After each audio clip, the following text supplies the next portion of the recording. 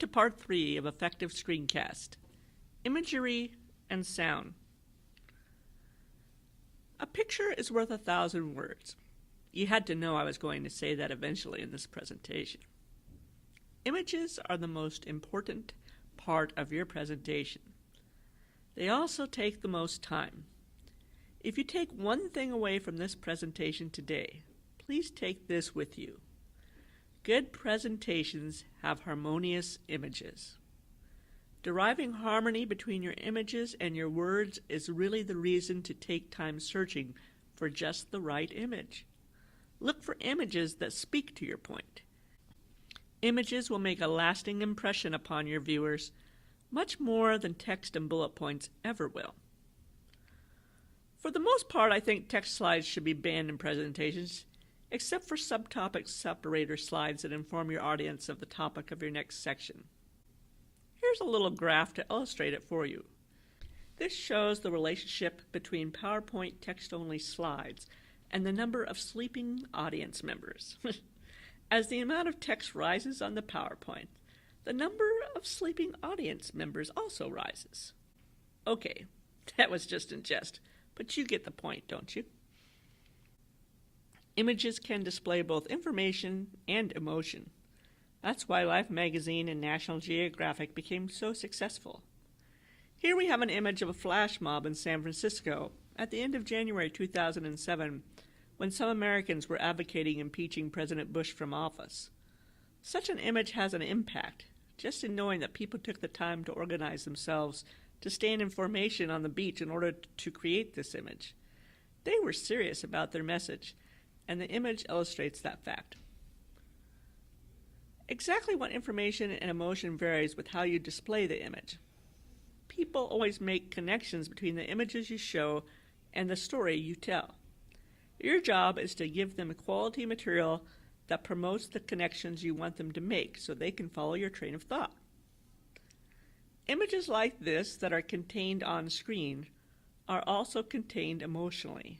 There's a distance between them and the audience by the frame of color that surrounds it. This is great for examining something objectively in your presentation, but note that constrained images cause emotional distance with the viewer. Images that encompass the entire screen, like this one, are more inclusive and have a greater impact. The audience is more involved in the image when it encompasses the entire screen. Color versus black and white obviously has an emotional difference as well. In general, color focuses you in on the overall impact of the image. Black and white images assist the viewer to focus on the content, the details, the light, the shadow. I would advise you to use clip art sparingly. In fact, I would say don't use it at all. But if you find just the right clip art illustration to demonstrate your idea, maybe. But even then, only once per quarter during a full moon, okay? I mean, admit it, this clip art looks pretty cheesy. Students have expressed their hate of clip art, although most instructors think students like it. But studies have shown that most people, when given the option, prefer a photo image to clip art. Even worse than clip art is animated clip art. Check this one out. We have the tempus imperfectus, or 4/4 time, which is represented by the letter C. Then we have the double metre, or 2/2 time, which is represented by the letter C again, but with a vertical line through it. It's also called an alla breve, that vertical line. Please refrain from these cutesy sounds that come with PowerPoints. Students really hate them as much as they hate clip art. In general, I would say don't use them at all. We've been talking a little bit about what an IEP is. What is an IEP? An IEP is an individual education plan. And what does it include? Goals and objectives, program and related services, and placement information. What else does it include? Don't you love that? It will include how the performance is measured and how the parents will be informed of the student's progress. However, I don't want you to get the wrong impression. Sound isn't all bad. Putting music with slides can help provoke an emotional effect you're going for. I guess you probably knew as an ex-music professor I was going to say that, didn't you? Here's a photograph of a man in New Orleans devastated after Hurricane Katrina. Now here's the slide again with appropriate music added to support the emotion of the image. Oh, Lordy, my trouble so hard. Oh, Lordy, my trouble so hard. Don't nobody know my trouble but God. Don't nobody know my trouble but God.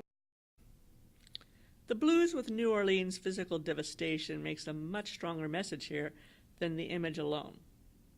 Or perhaps you might use music to show the irony of a situation, as in this short video that matches pollution with the song Over the Rainbow. Somewhere over the rainbow, way up high, there's a land that I've heard of once in a lullaby.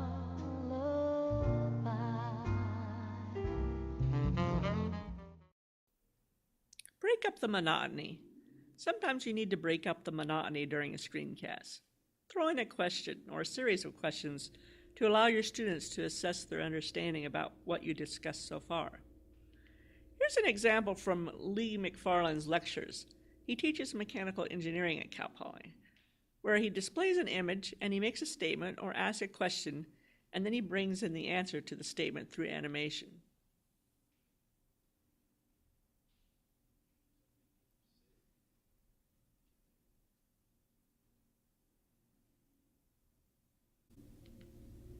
For more information about active learning with PowerPoint, Google the website on Active Learning with PowerPoint, posted by the Center for Teaching and Learning at the University of Minnesota.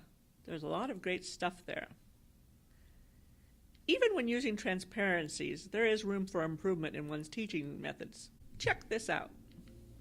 Now remember, we need to find the volume of a cube, and to do so, we look at the formula, which is a cubed. If a is equal to 5, we have 5 cubed, which is equal to 25 times 5, which is equal to 125. Compare that method of teaching with this one. This one's much improved in terms of pedagogical technique. How many people here remember the formula for a volume of a cube? That's correct. It is a cubed. So we have a cube here, and let's look at an example. If a is equal to 5, we have 5 cubed. And what does that equal? That's correct. 25 times 5, which the answer is wonderful, 125. Now let's try an example on your own. Using the same formula,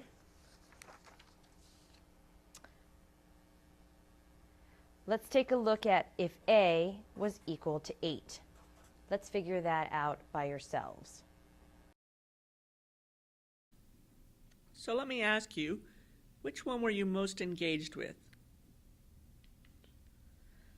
Well, that about does it for this screencast. In summary, let's review the 3 simple steps to creating an effective screencast. What was step number 1? Step 1 was write a script. What is step number 2? Yes, storyboard. And what is step number 3? Do you remember? Step number 3 was engage your audience. In conclusion, to boil it down, good screencasting is really all about simplicity. This quote from the musician Charles Mingus is one of my favorites. Quote, "Making the simple complicated is commonplace. Making the complicated simple, awesomely simple. Now that's creativity."